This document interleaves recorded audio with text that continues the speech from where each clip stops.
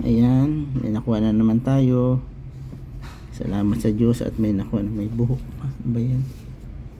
May nakuha na naman tayo mga coins na kagaya nito.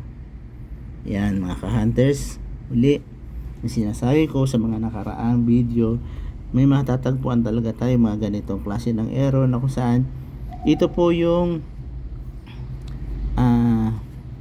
medyo maganda ang bilihan o maganda ang halaga. Ito kasi ng error na kung saan madalas natin makikita po sa ganitong nunanunal sa 5 piso, nunanunal NGC series. Yan ang error po nito, may buhok pa. Yan. Ang error po nito ay yung die break na sinasabi. Ito saan ba matatagpuan? May buhok. Yan, matatagpuan po natin dito sa dito po pala sa overs. Sorry po. Yan, sa overs, focus ko lang at makikitang kita nyo na po yan. Yan guhit po na yan mga ka-hunters. Yan po yung nunanol die break error. Yan po.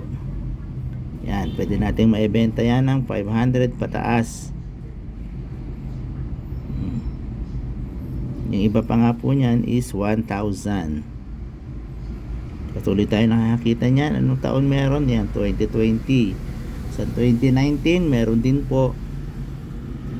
Yan, madalas dyan po sa baba, bibihira din po dito sa taas. Sa reverse din po makakatagpo kayo ng mga ganyang error. Alam mo yung kampo, nabiak po yung die. Yan o. Okay, kaya po tiyaga lang po tayo na mag-hunt po ng mga coins. Sa ating pag-hunting, nandin po natin yung mga coins kung ano ang error nga.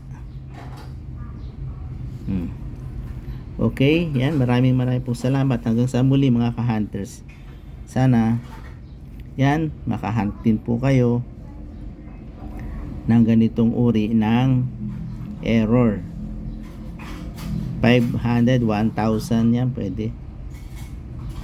Sa atin naman kasi, kaya medyo mababa po ang bentahan kasi local po itong coins na to.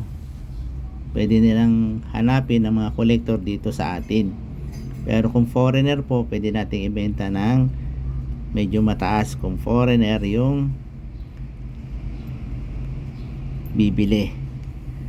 Okay, hanggang sa muli po mga ka-hunters. Happy hunting. Yan, makakita sana kayo ng ganitong uri ng coins. Bye bye po, bye bye.